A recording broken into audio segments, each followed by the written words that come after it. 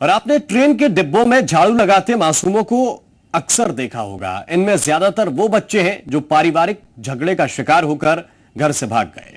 परिवार में पति पत्नी के बीच कलह का नतीजा मासूमों को भुगतना पड़ता है। ग्वालियर रेलवे स्टेशन पर गुजारा कर रहे पारिवारिक कलह से पीड़ित बच्चों की दास्तान भी कुछ ऐसी ही है।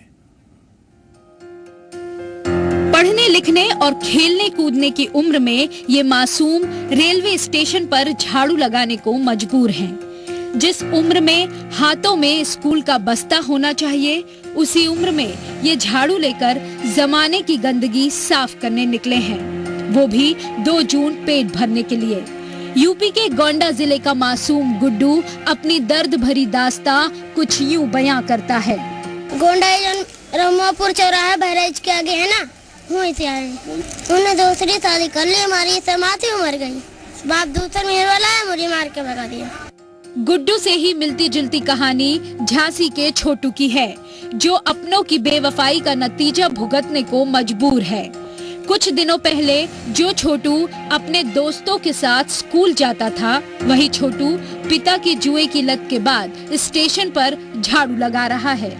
घर में रोज की किचकिच के बाद छोटू घर से भाग गया। परिवार में पापा मम्मी लड़ते हैं और हमको घर से निकाल दिया। पापा उनके पास पैसे नहीं देते दारू पीने के और जुआ खेलने के, इसलिए।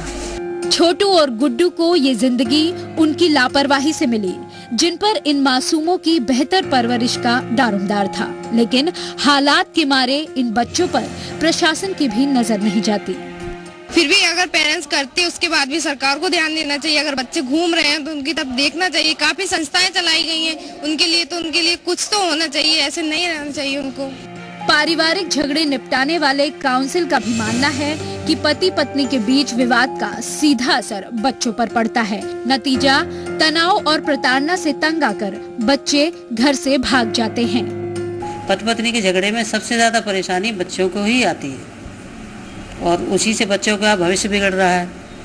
कुछ लोग तो आपस में एडजस्ट कर लेते हैं कि बच्चों को एडजस्ट कर ले, लेकिन कुछ तलाकशुदा हो जाते हैं, कुछ दूसरी शादी कर लेते हैं। इस मसले पर जब चाइल्ड लाइन से बात की गई तो आंकड़े और भी चौंकाने वाले सामने आए। अकेले ग्वालियर शहर में हर साल 200 से ज्यादा बच्चे पारिवारिक कलह के बाद घर छोड़ देते हैं।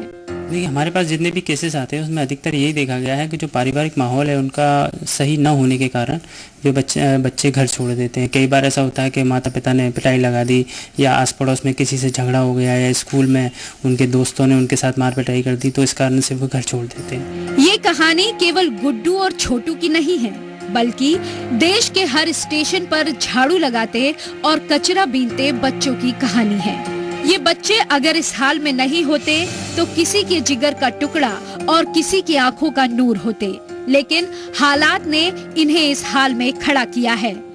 अब जरूरत है हालात बदलने की, ताकि किसी भी छोटू और किसी भी गुड्डू को अपना घर छोड़ना नहीं पड़े। ग्वालियर से सुशील कौशिक के साथ ब्यूरो रिपोर्ट, जी मीडिया।